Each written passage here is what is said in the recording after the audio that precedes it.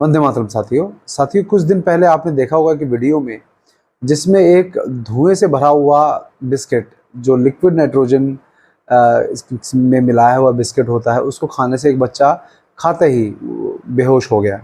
हालांकि उस वीडियो को ये बताया जा रहा था कि बच्चे की मृत्यु हो गई है, लेकिन हमें पता चला कि ये दक्षिण भारत के कहीं किसी स्थान का वीडियो है। तो ये बच्चा मरा नहीं, परंतु बेहोश तुरंत हो गया और ये जान भी जा सकती थी।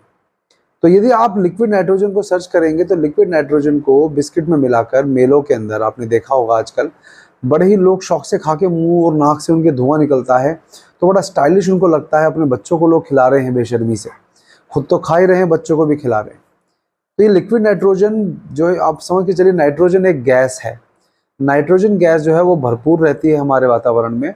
उसको बहुत कम टेम्परेचर, माइनस के टेम्परेचर पे लाकर उसको जमा दिया जाता है, मतलब उसको लिक्विड की फॉर्म में लाया जाता है।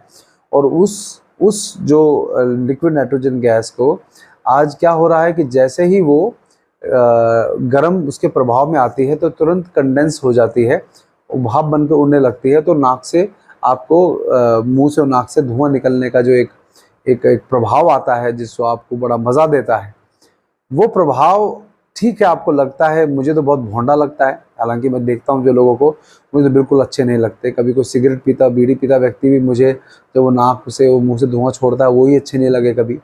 लेकिन ये जब छोटे छोटे बच्चे इसको देख रहे हैं तो उनको नाक और मुंह से धुआं निकलता हुआ बड़ा अच्छा लगता है, लेकिन उनके फेफड़ों में जाके ये बहुत भयंकर दुष्परिणाम दे सकता है। मुझे तो ये समझ में नहीं आता कि अलाउ कैसे हो जाता है। ये इलीगल होना चाहिए। इस प्रकार की चीज़ें मेलों में यदि खुलेआम बिक रही हैं तो उनको आपको टोकना चाहिए कि लोगों की जान के साथ खेला जा रहा है, उनके स्वास्थ्य के साथ खेला जा रहा है।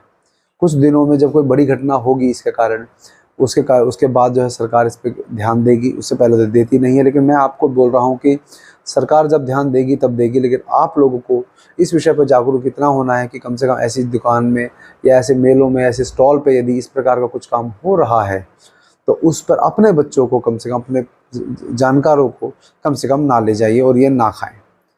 और दूसरी एक बड़ी बात है कि जब नाक और मुंह से धुआं निकलता है तो उसकी फीलिंग आती है कि जैसे आप सिगरेट पीते हैं तो उस समय भी नाक से या आजकल नशा करने वाले चिल्म वगैरह पीते हैं तो नाक से और मुंह से धुआं निकलता है, स्टाइलिश लगते हैं।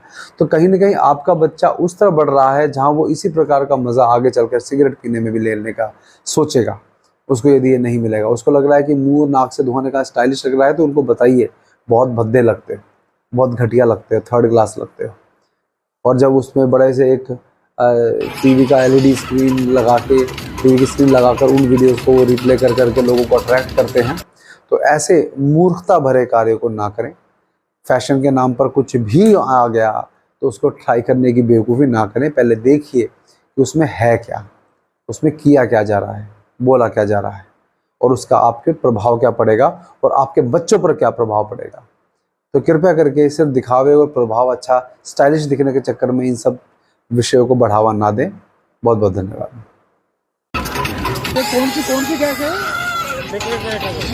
सामने कर दी है साथियों। -196 डिग्री सेल्सियस, मतलब 0 से भी 196 डिग्री सेल्सियस पर स्टोर होने वाली लिक्विड नाइट्रोजन के 3 ये कारण आप देखिए कि क्यों नहीं खाना चाहिए। टिश्यू डैमेज इससे हो सकता है जो बहुत ख़तरनाक है। इसके अलावा आपकी इंटरनल डैमेज यदि आप इससे निगल लेते हैं तो आपके पेट में ये छेद तक कर सकता है, आंतों में, और आपको जो है दम घुटने की भी प्रॉब्लम हो सकती है।